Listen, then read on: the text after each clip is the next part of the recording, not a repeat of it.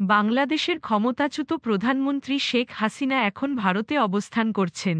দেশটির আইন অনুযায়ী বিনা ভিসায় শেখ হাসিনা সেদেশে ৪৫ দিন থাকতে পারবেন। এর মধ্যে কেটে গেছে ২৭ দিন, হাতে আছে আর মাত্র ১৮ দিন।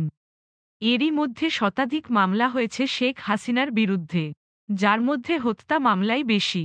গণহত্যার মামলা নিয়ে আন্তর্জাতিক আদালতেও যাওয়ার প্রস্তুতি চলছে। তার কূটনৈতিক লাল পাসপোর্ট বাতিল হওয়ায় ভারত থেকে অন্য কোনো দেশে যাওয়ার সম্ভাবনা কমে গেছে।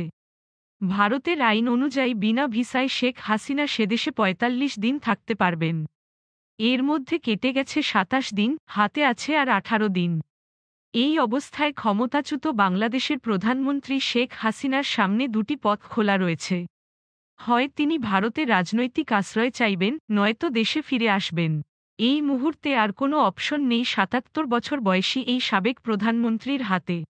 ভারত এখন কি করবে? তারা কি শেখ হাসিনাকে রাজনৈতিক আশ্রয় দেবে, যেমনটা দিয়েছিল ১৯৭৫-এ বঙ্গবন্ধু হত্যার পর?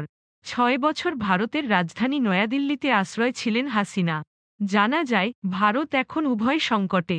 তারা কি তাকে রাজনৈতিক আশ্রয় দিয়ে বাংলাদেশের সঙ্গে বৈরী সম্পর্ক তৈরি করবে, যে সম্পর্ক এখন অনেক তিক্ততায় পরিণত হয়েছে? ভারতবিরোধী সেন্টিমেন্ট আগের থেকে অনেক অনেক বেশি এখন। বহির্বিশ্বেও ভারতের সাম্প্রতিক তৎপরতা নিয়ে নানা প্রশ্ন দানা বাঁধছে।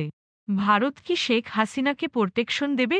পাসপোর্ট বাতিল হয়ে যাওয়ায় শেখ হাসিনা এখন উদ্বাস্তু।